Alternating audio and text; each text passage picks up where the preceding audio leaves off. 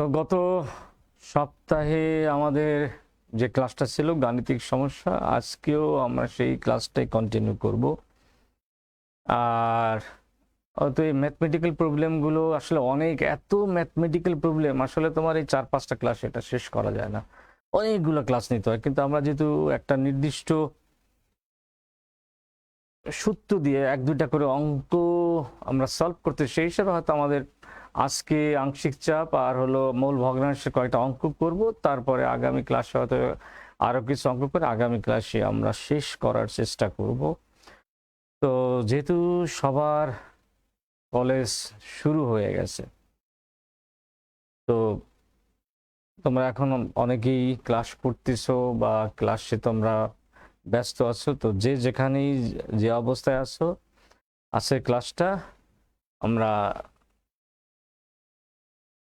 Mathematical problem 4 এই ক্লাসটা দিয়ে আজকে আমরা শুরু করতে যাচ্ছি। গত দিন আমরা যে অঙ্কটা লাস্ট, আমরা যে আরএমএস বেগের একটা অঙ্ক আমরা আসলে শেষ করতে পারি, সেই অঙ্কটা দিয়ে আজকে আমরা শেষ অঙ্কটা আরএমএস বেগের অঙ্ক শেষ করব। তারপরে আমরা মূল ভগ্নাংশ এবং আংশিক চাপের অঙ্কে যাব। তার সঙ্গে আমরা অঙ্কটা একটুখানি লিখে নেই। কত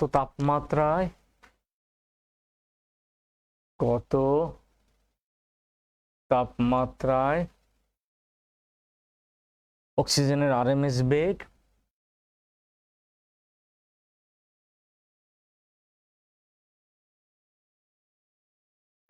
আরএমএস বেগ 27 ডিগ্রি সেলসিয়াস তাপমাত্রায়,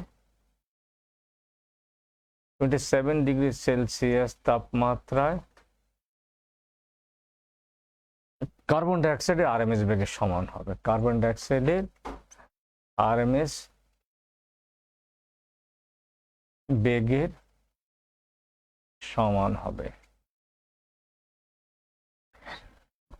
আচ্ছা, অঙ্কটা খেয়াল করো।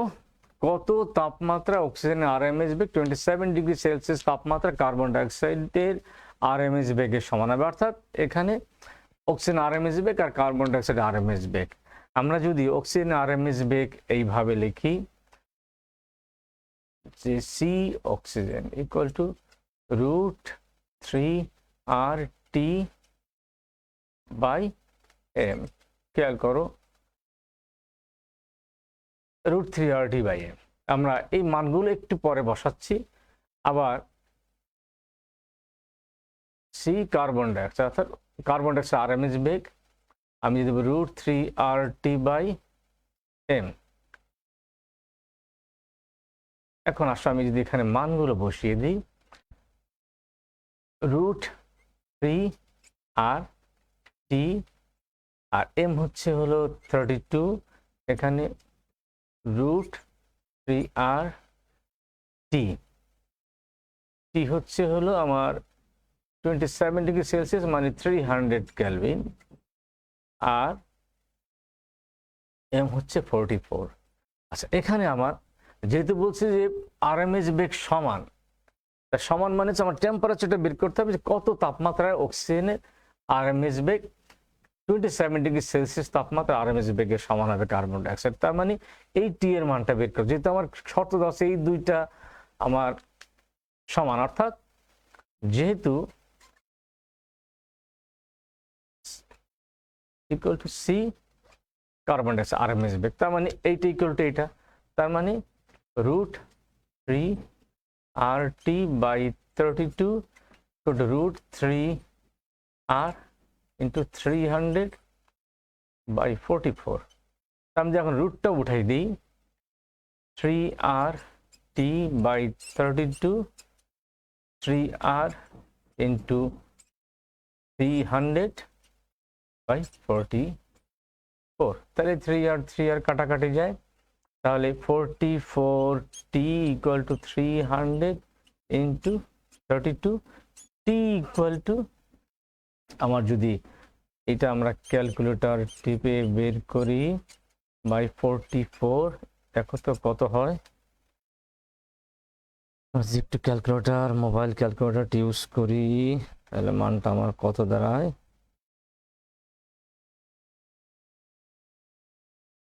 300 into 32 divided by 44 218.18 218.18 কেলভিন। এটাকে যদি আমি সেলসিয়াসে কনভার্ট করি তাহলে আমি যদি -273 মাইনাস করি তাহলে আমার -54.81 অর্থাৎ -54.82 ডিগ্রি সেলসিয়াস। এইটা অথবা তুমি যে কোনো একটা অ্যান্সার তুমি এখানে দাঁড় করাতে পারো। তো দেখো অঙ্ক আমরা যেটা করলাম এটা হচ্ছে অক্সিজেন আরএমএস বেগ, এটা কার্বন ডাইঅক্সাইড আরএমএস বেগ। আমি শুধুমাত্র এখানে টেম্পারেচার এখানে যে ভ্যালুটা দেওয়া আছে এখানে আর এর মানটা কিন্তু আমি আসলে বসাইনি। আর এর মানটা আসলে একটা যে কারণে বসাইনি কারণ পরবর্তী আর এর মানটা কাটাকাটি চলে যায়। টি এর মানটা বের করতে পারে, এইটা টি এর মান কিন্তু আমার দেওয়া আছে 27 ডিগ্রি সেলসিয়াস অর্থাৎ 300 কেলভিন। এটা আণবিক ভর 32, সেটা আণবিক ভর 44। যেহেতু শর্ত দেওয়া আছে দুইটা আরএমএস বেগ সমান, মানটা বসাই দিলাম, অ্যান্সারটা চলে আসলো। এই জাতীয় অঙ্ক কিন্তু আমার খুব ইম্পর্টেন্ট অঙ্ক। তো এই ধরনের অঙ্ক কিন্তু আমরা মুখোমুখি হব সেভারাল টাইম। সুতরাং আমাদের অঙ্কটা আশা করি বুঝতে পারছো, এবং এই অঙ্কটা যদি বুঝতে পারো তাহলে আমরা এখান থেকে আরএমএস বেগ থেকে আমরা এখন এসকেপ করব। আসো আমরা এবার চলে যাই মোল ভগ্নাংশে। মোল ভগ্নাংশে তোমার এখান থেকে অবজেক্টিভ আসতে পারে, আবার সাবজেক্টিভ আসতে পারে। তো অবজেক্টিভ বা সাবজেক্টিভ যাই আসুক, যেভাবে আসুক, ইভেন অ্যাডমিশন টেস্টেও কিন্তু এখান থেকে আমরা এখন যে অঙ্ক করবো সেই অঙ্ক থেকে আমাদের কোয়েশ্চেন কিন্তু আসতে পারে। সো আমরা সেই মোল ভগ্নাংশেরই 2-3টে অঙ্ক আমরা এখন একটুখানি দেখে নিব।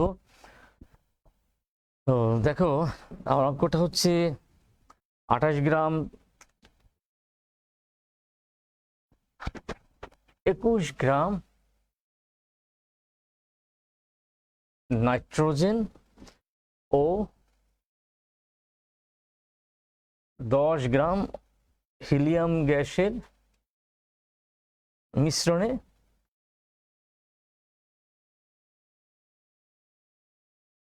উভয়ের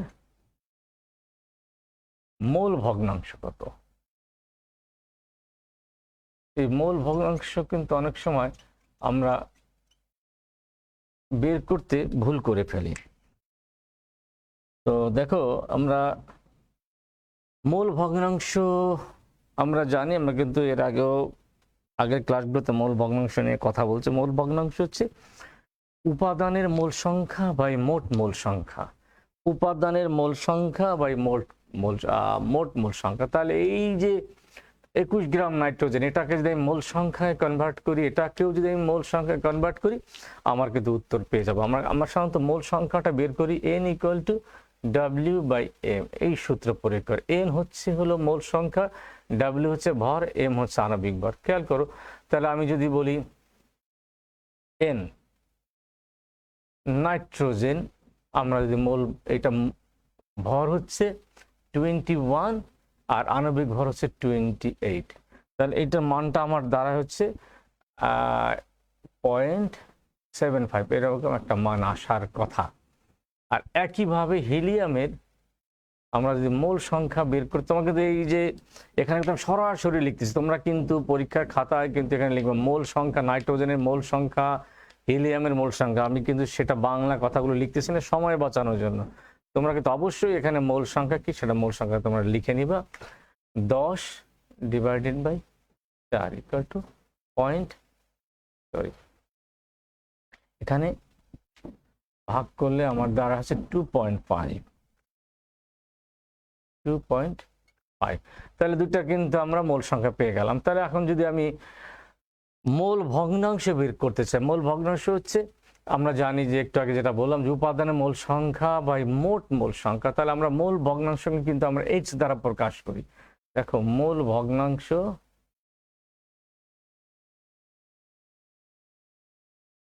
আমরা কার মোল ভগ্নাংশ? নাইট্রোজেনের মোল ভগ্নাংশ। তাহলে লিখব নাইট্রোজেনের মোল ভগ্নাংশ x = আমরা নাইট্রোজেনের মোল সংখ্যা হচ্ছে 0.75 আর 0.75 প্লাস 2.5। দেখো মোট মোল সংখ্যা, তাহলে এটা যে ভাগ করলে আমার রেজাল্টটা দাঁড়াবে হচ্ছে 0.33। একইভাবে অক্সিজেনের হিলিয়ামের মোল ভগ্নাংশ।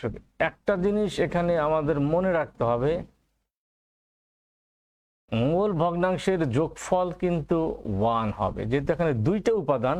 তবে দুইটা উপাদান মানে হচ্ছে এটা যেহেতু আমার এটা, তাহলে 1 থেকে মাইনাস করলে কিন্তু আমার অ্যান্সারটা আমি পেয়ে যাব। এই 1 থেকে যেহেতু এইটা এবং নাইট্রোজেন এবং হিলিয়ামের মোল ভগ্নাংশ যোগফল যেহেতু 1, তার মানে 1 থেকে এটা মাইনাস করলে আমি উত্তরটা পেয়ে যাবো। আমি সেই জায়গা তোমরা চাইলে করতে পারো, আমি সেই জায়গাটা না যে আমি এইভাবেই করতে, যেটা এই করলাম 2.5 বাই 0.75 প্লাস 2.5, তাহলে এইটার মান আমার দাঁড়াবে 0.67।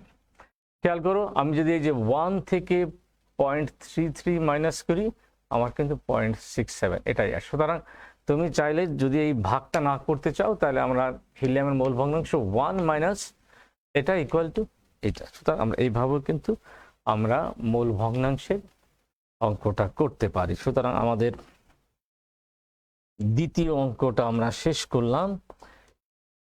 তো মোল ভগ্নাংশ আরও আমরা 2-3টা অঙ্ক করব, তারপরে আংশিক চাপের একটা অঙ্ক করে আজকের মতো আমরা ক্লাসটা শেষ করব। আর আমি কিন্তু আগেই বলছি যে আমরা কিন্তু আগামী দিন আমাদের লাস্ট এই গাণিতিক সমস্যা, এবং তারপরে আমরা চলে যাব হচ্ছে অ্যাসিড বেস, তারপরে আমরা পানির বিশুদ্ধতার মানদণ্ড। এই জায়গাটুকু আলোচনা হলেই আমার আসলে প্রথম চ্যাপ্টারে আমার শেষ হবে। তবে আমি কিন্তু বারবার একটা কথা তোমাদের বলছি যে আমরা তোমরা যদি কাস্টমাইজ সিলেবাসের আসলে সিলেবাসের অংশ হিসাবে এইচএসসি পরীক্ষা দিবা, কিন্তু অ্যাডমিশন টেস্টের জন্য কিন্তু যে কাস্টমাইজ সিলেবাসটা তারা ফলো করবে না। সুতরাং সেই হিসাবে আমরা এই কাস্টমাইজ সিলেবাসে পড়াটাকে তো শেষ করবোই, সঙ্গে সঙ্গে পুরো বইটাই আমরা আসলে যদি অ্যাডমিশন টেস্টটা ভালো করতে চাও, তাহলে আমরা পুরো বইটাই কিন্তু আমাদের পড়তে হবে। সো আসো আমরা এইবার চলে যাই হচ্ছে 3 নম্বর অঙ্কে।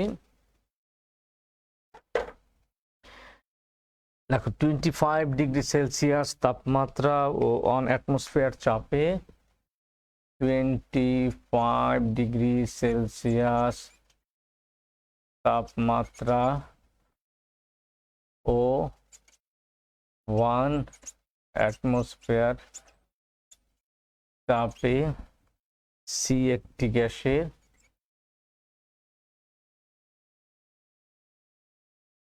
এই যে আমরা যে অঙ্কগুলো করতেছি, এই অঙ্কগুলো কিন্তু তোমরা সুভাষ স্যারের বইতে পাবা। প্রত্যেকটা অঙ্ক কিন্তু আমরা সুভাষ স্যারের বই থেকে আমরা পাবো। সুভাষ স্যার চাইলে এই বইটা তোমরা অঙ্কগুলো এই বইতে এই সব অঙ্কগুলো কিন্তু এই বইতেই আছে। সুতরাং আমরা এই বইটা ফলো করলেই আমরা আজকে যে অঙ্কগুলো করবো বা এই যত অঙ্কগুলো অঙ্ক করছি সব সুভাষ স্যারের বই থেকেই আসলে আমরা অঙ্কগুলো করতেছি। সি একটি গ্যাসের 20 ml একটা পাত্রে আছে, একটা পাত্রে রয়েছে। একই অবস্থায় আরেকটা পাত্রে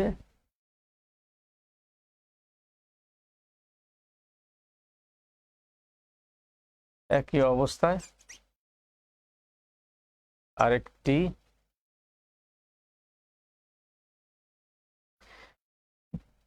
পাত্রে 30 ml গ্যাস রয়েছে।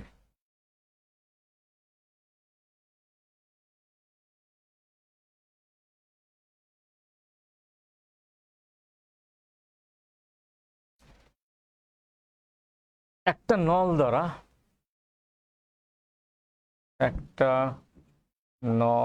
দ্বারা পাত্র দুটির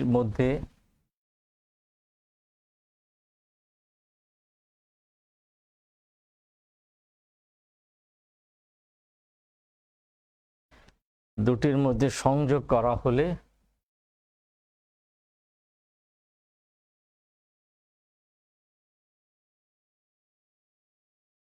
গ্যাস দুটির মোল ভগ্নাংশ কত?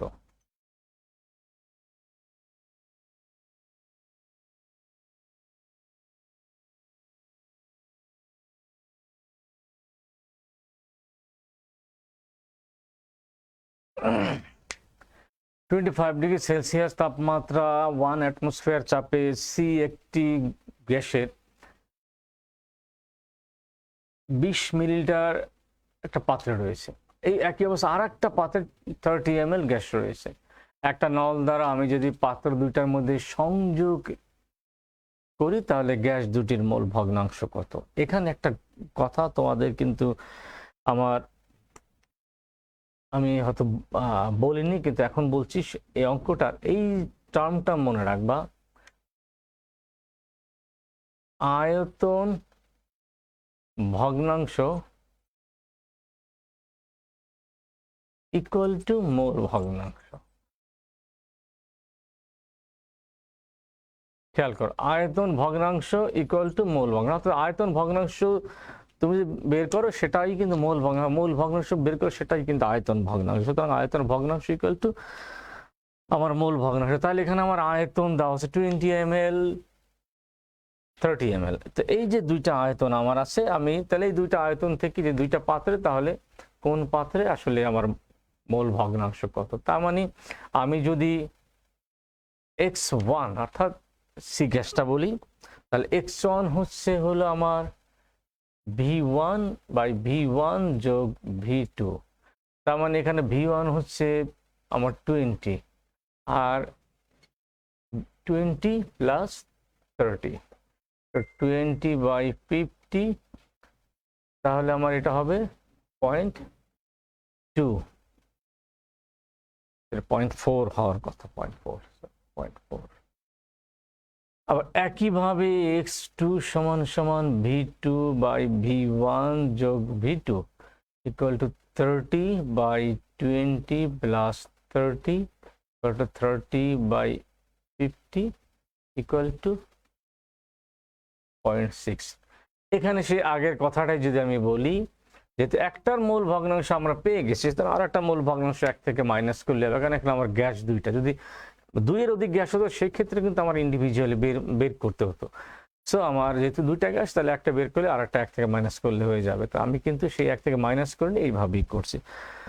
তো এই টার্মটা মনে রাখবো, আয়তন ভগ্নাংশ ইকুয়াল টু আমার মোল ভগ্নাংশ। সো আমরা অঙ্কটা আমরা চলে গেলাম হচ্ছে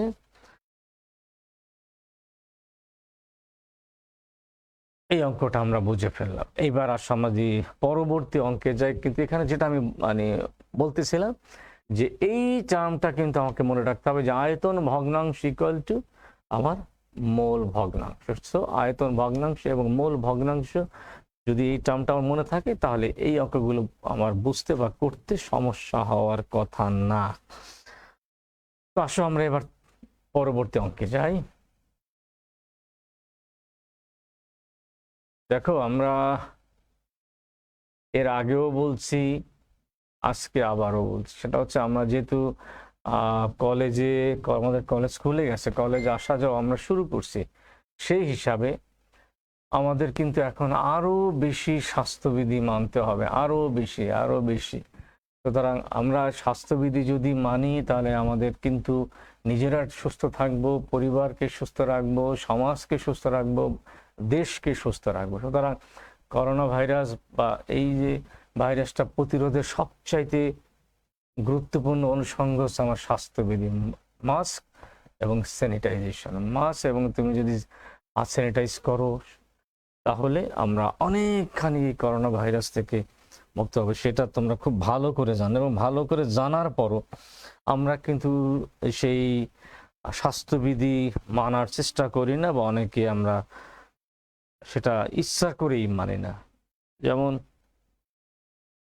আজকেও দেখি, আমি ক্লাসে যে দেখি আমার 3 ছাত্র মুখোশ ছাড়া বসে আছে। তো মুখোশ ছাড়া বসে আছে, এটা কিন্তু জেনেই ও জানে, খুব ভালো করে জানে, তারপর মুখোশ। আমি তাই তোমাদের সবাইকে অনুরোধ করব, তোমরা এই কাজটা করবা না। সবাই আমরা মাস্ক পরব এবং কঠিনভাবে স্বাস্থ্যবিধিটা মানব। যদি আমরা মানতে পারি, তাহলে আমরা দৃঢ়ভাবে বলতে পারি যে আমাদের এই করোনা ভাইরাসটা আমরা এই ভাইরাসটা আমরা সহজেই প্রতিরোধ করতে পারবো। সো প্রতিরোধের অন্যতম এটাই হচ্ছে মাস্ক, এর বিকল্প নাই। আশা করি তোমরা মনে রাখবে, কারণ তোমরা যেহেতু এখন বাইরে যাচ্ছ, 1.5 বছর বন্দি দশা থেকে তোমাদের মুক্ত হয়েছে। এই মুক্ত থেকে এখন যদি আমি অতি উৎসাহের আতিশয্যের যদি আমি সবকিছু ভুলে যে মাস ছাড়া ঘোরাঘুরি করি, তাহলে আবার যখন বেড়ে যাবে, আমাদের কিন্তু সদস্য সরকার বলে দিছে যে আবার কিন্তু শিক্ষা প্রতিষ্ঠান বন্ধ করে দেবে যদি এই সংক্রমণটা বেড়ে যায়। সো আশা করি আমরা সেই অবস্থায়, আগের অবস্থায় ফিরে যাব না, ফিরে যাওয়ার চেষ্টাও করব না। শিক্ষা প্রতিষ্ঠান খোলা থাক, শিক্ষা প্রতিষ্ঠানের প্রাণ যেহেতু তোমরা, সুতরাং তোমরা কলেজে আসলে শিক্ষা প্রতিষ্ঠান প্রাণ ফিরে পাবে। আশা করি আমরা সেই ধারা, আগের ধারায় ফিরে যাব না, স্বাস্থ্যবিধি মানব এবং আমরা কন্টিনিউ ক্লাস করব, শিক্ষা প্রতিষ্ঠানও তাহলে খোলা থাকবে। তো আসো আমরা এর পরের অঙ্কটায় যাই। আমরা 25 ডিগ্রি সেলসিয়াস তাপমাত্রায়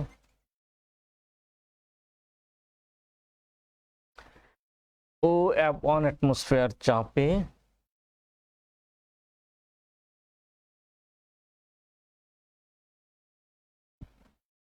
(78% নাইট্রোজেন ও 21% অক্সিজেন আছে।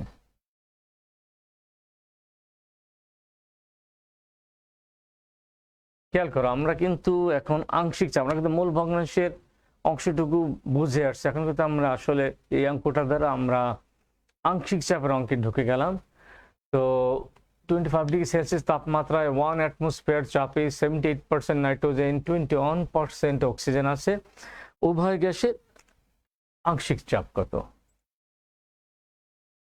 উভয় গ্যাসে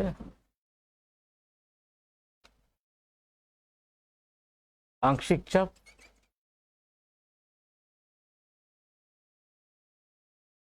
ও মোট চাপ কত?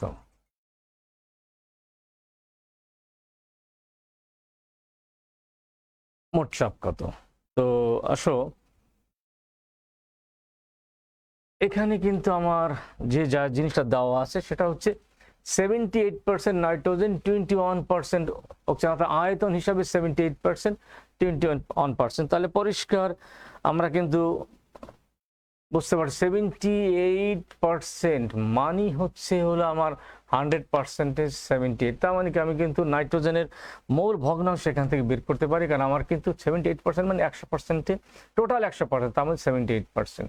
তাহলে আমি নাইট্রোজেনের মূল ভগ্নাংশ হচ্ছে 78 বাই আমার 100.78। আমার অক্সিজেনের মূল ভগ্নাংশ হচ্ছে 21 বাই 100.1।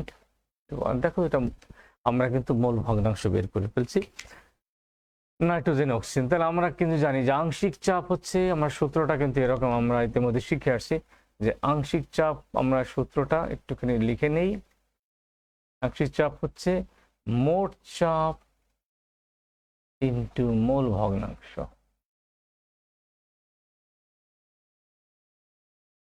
তাহলে আংশিক চাপ, আচ্ছা, মোট চাপ এবং মূল ভগ্নাংশ। তাহলে আমার মোট চাপ কিন্তু 1 অ্যাটমসফিয়ার। এখানে 1 অ্যাটমসফিয়ার যেহেতু দেওয়া আছে, তার মানে হচ্ছে আমার আংশিক চাপ, আমি যদি এইভাবে বলি, পি নাইট্রোজেনের আংশিক চাপ হচ্ছে, নাইট্রোজেনের মূল ভগ্নাংশ 78 আর হচ্ছে 0.78 ইন্টু 1.78। আর নাইট্রোজেনের অক্সিজেনের আংশিক চাপ হচ্ছে 0.21 ইন্টু 1, অর্থাৎ 0.21। তাহলে দুইটার কিন্তু আংশিক চাপ আমরা পেয়ে গেলাম। এখানে যেহেতু মোট চাপ দেওয়া আছে, তার মানে আমার অঙ্কটা এখানে মোট চাপটা আমি আসলে মুছে ফেলি, এখানে আমার মোট চাপের দরকার নেই। আংশিক চাপ কত? তাহলে আমার দুইটার আংশিক চাপ আমরা বের করলাম, প্রথমে মূল ভগ্নাংশ, তারপরে সূত্রে ফেলে দিলাম আংশিক চাপ ইন্টু মোট চাপ ইন্টু মূল ভগ্নাংশ। সেই হিসাবে আমরা অঙ্কটা আংশিক চাপ পেয়ে গেলাম। সো এই অঙ্কটার আমার ফলাফল হচ্ছে এই। এটাও আমরা শেষ করলাম। এরপরে আসো আমরা পরবর্তী অঙ্কে যাই।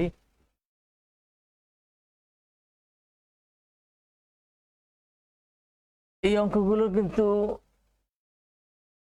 কিছু সূত্র আমার মনে রাখলেই চলবে। যেমন ধরো আমি যেটা একটু আগে লিখলাম যে মোল সংখ্যা হচ্ছে W/m, অর্থাৎ মোল সংখ্যা হচ্ছে বস্তুর ভর বা আণবিক ভর।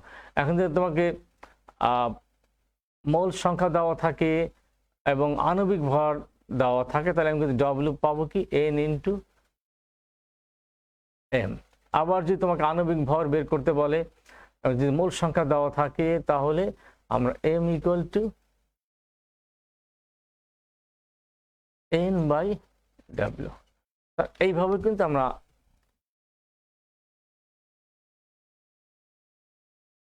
m = এটা ভুল লিখছি,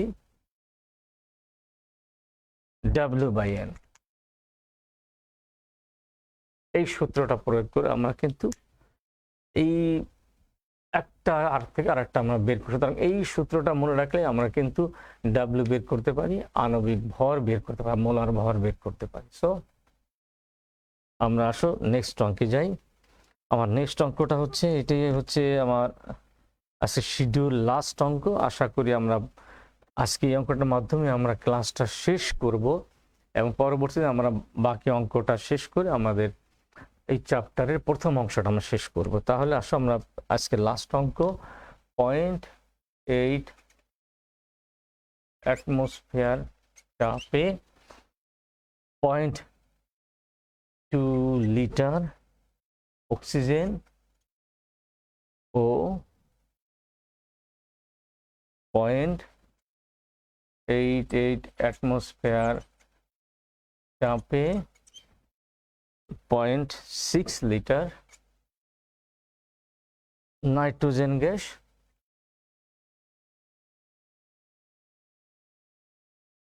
একটা 2 লিটার আয়তনের পাত্রে 2 লিটার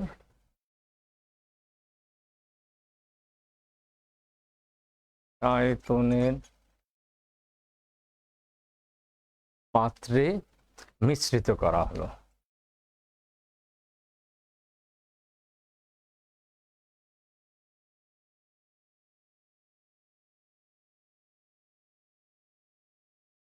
গ্যাস মিশ্রণের চাপ কত?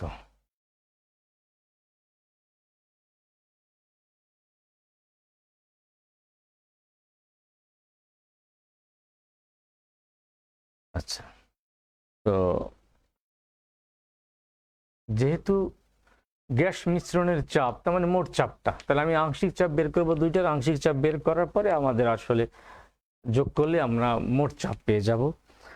তো আমরা এখানে দুইটা গ্যাস, প্রথমে অক্সিজেনের কিন্তু চাপ আয়তন দেওয়া আছে, নাইট্রোজেনের চাপ এবং আয়তন দেওয়া আছে। আমরা কিন্তু পরিষ্কার জানি যে এই দুইটা গ্যাস যখন আমি মিক্সচার করব, মিক্সচার করার পরে সেটা 2 লিটার আয়তনের পাত্রে, তাহলে মোট আয়তন কিন্তু আমার 2 লিটার। তাহলে মিক্সচার করার পরে এক একটা ইন্ডিভিজুয়াল গ্যাস সম্পূর্ণ পাত্রে 2 লিটার আয়তনের পাত্রে যে চাপ সৃষ্টি করবে সেটাই কিন্তু প্রত্যেকটা গ্যাসের আংশিক চাপ। তাহলে নাইট্রোজেন, এই অক্সিজেনটা যখন আমি 2 লিটার আয়তনের পাত্রে নিব, তাহলে সেই মিশ্রণের মধ্যে কিন্তু তোমার অক্সিজেন এবং নাইট্রোজেন থাকবে। তাহলে 2 লিটার আয়তনের মধ্যে অক্সিজেন যে চাপটা দেবে সেটা অক্সিজেন আংশিক চাপ, নাইট্রোজেন যে চাপটা দেবে সেটা নাইট্রোজেনের আংশিক চাপ। সো আমরা এখন যে সূত্রটা প্রয়োগ করবো, আমি কিন্তু সেটা লিখে দিয়েছিলাম। আমি যদি অক্সিজেনটা বের করি, তাহলে মিশ্রণের পূর্বে চাপ এবং আয়তন মিশ্রণের পূর্বে, আর মিশ্রণের পরে অক্সিজেন আমি আংশিক চাপকে যদি এফ দ্বারা প্রকাশ করি, আর সম্পূর্ণ আয়তন আমার ভি।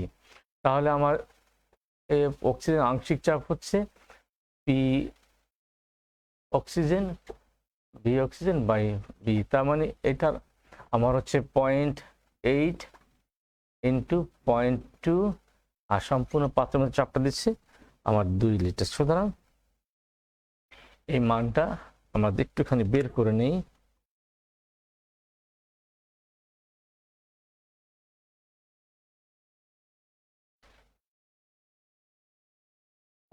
পয়েন্ট 8 গুণ 0.2 ডিভাইডেড বাই 2, 0.8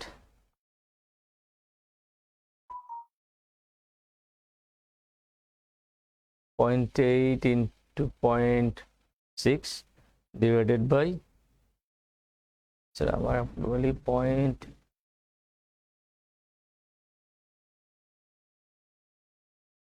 আরেকবার একটু করে নিয়ে মনে হচ্ছে আমাদের একটু সমস্যা হচ্ছে 0.8 গুণ 0.2 ডিভাইডেড বাই 2 0.08 আছে, এটা হচ্ছে 0.08। এটা কিন্তু আমরা অক্সিজেনের আংশিক চাপ পেয়ে গেলাম। একইভাবে আমি যদি নাইট্রোজেনের Pn2 Vn2 মিশ্রণের পূর্বে চাপ এবং আয়তন, মিশ্রণের পরে চাপ মানে আংশিক চাপ ইনটু টোটাল আয়তন, তাহলে আমি যদি এটার আংশিক চাপটা বের করতে চাই Pn2 into P by V, তার মানে হচ্ছে নাইট্রোজেনের 0.88 ইন্টু 0.6 ডিভাইডেড বাই 2, তাহলে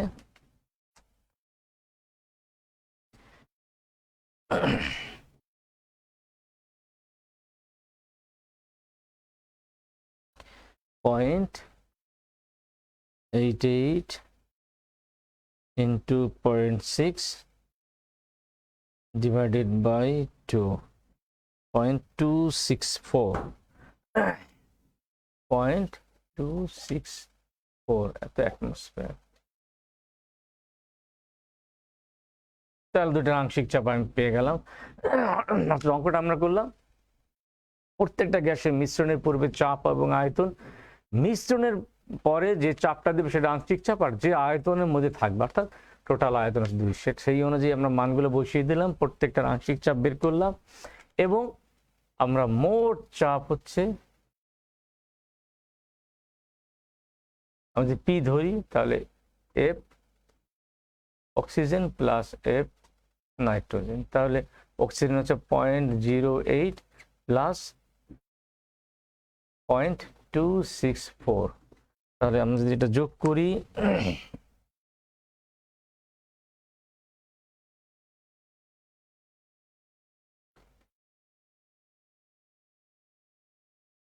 .08 প্লাস 0.264 0.344 অ্যাটমসফিয়ার, এটা হচ্ছে আমার মোট চাপ। তাহলে আংশিক চাপের আমরা অঙ্কটা শেষ করলাম, অর্থাৎ আজকে আমরা মোটামুটি 4-5টা অঙ্ক করলাম, কিন্তু আর একটা অঙ্ক আমি আজকে আসলে শেষ করি, আমি আসলে আজকে ক্লাসটা শেষ করব, যেহেতু এখন ক্লাসের ডিউরেশন হচ্ছে 45 মিনিটস।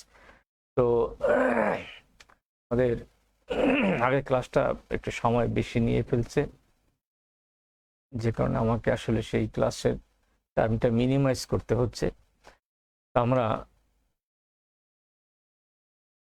আজকে লাস্ট অঙ্ক করতে যাচ্ছি এবং এই অঙ্ক দিয়ে আমরা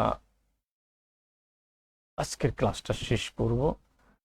তো আমরা এই পর্যন্ত যে কয়টা সূত্র প্রয়োগ করছি খেয়াল করো, আমরা বয়েলের সূত্র প্রয়োগ করছি, চার্লসের সূত্র প্রয়োগের অঙ্ক করছি, বয়েল চার্লসের সমন্বয় সূত্র করছি, তারপরে আমরা D = PM/RT, D1 T1/P1 = D2 T2/P2, তারপরে আদর্শ গ্যাস সমীকরণ সেই সূত্রটা প্রয়োগ করছি, তারপরে আমরা গ্রাহামের ব্যাপন সূত্র করছি, তারপরে মোল ভগ্নাংশ করলাম এবং আজকে আমরা আংশিক চাপের একটা অঙ্ক করলাম।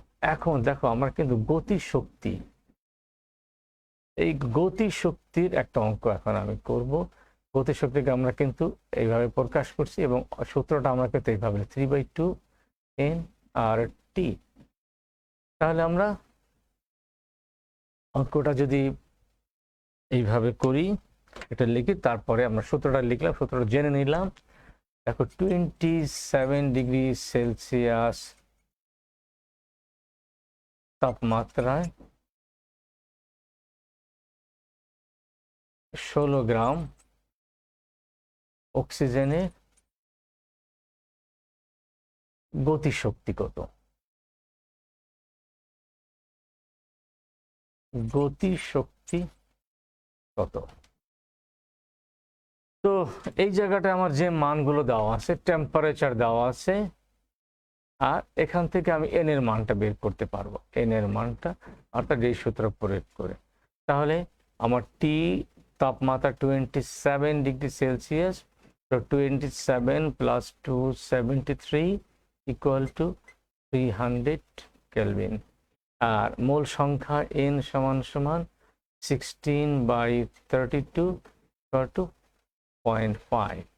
তাহলে এবার আসামে গতিশক্তি কে ই সমান সমান 3/2 পয়েন্ট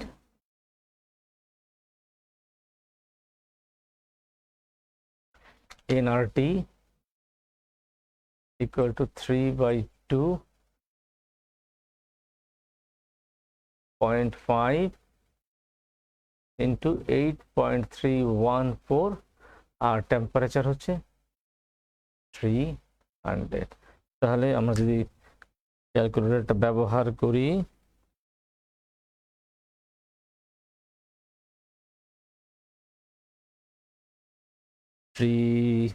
গুণ 0.5 গুণ 8.314 গুণ 300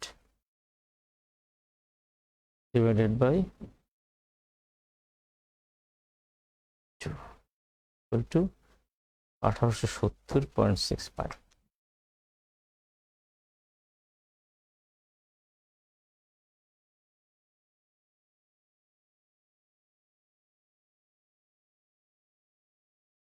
এত জুল, আসলে গতিশক্তি একক কিন্তু আমরা জুল হিসাবে জানি, যেহেতু এখানে আর এর মানটা আমাদের জুল। তো আমার এই হচ্ছে আমার আসলে গতি, জুল পার সেকেন্ড।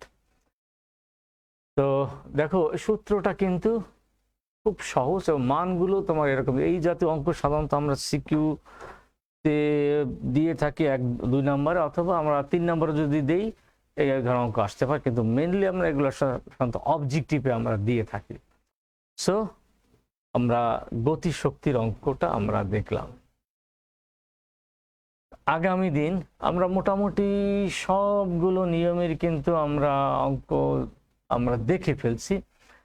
আগামী দিন আমরা কিছু কমন অঙ্ক করবো, এবং আগামী দিন সেই কমন অঙ্ক গোটা 5-6 অর্থাৎ আগামী বুধবার সেই 5-6টা অঙ্ক করে আমরা এই চ্যাপ্টার অঙ্ক থেকে আমরা স্কিপ করব। তো যেহেতু আজকে আমরা এই অঙ্কটা 6টা অঙ্ক করলাম, এবং 6টা অঙ্ক দিয়ে আমরা আজকে ক্লাসটা শেষ করতে যাচ্ছি। তো আগামী দিনের ক্লাসে তোমরা উপস্থিত থাকার আহ্বান জানিয়ে আমরা আজকের ক্লাসটা শেষ করতে যাচ্ছি। সবাইকে ধন্যবাদ, ভালো থাকবে সবাই।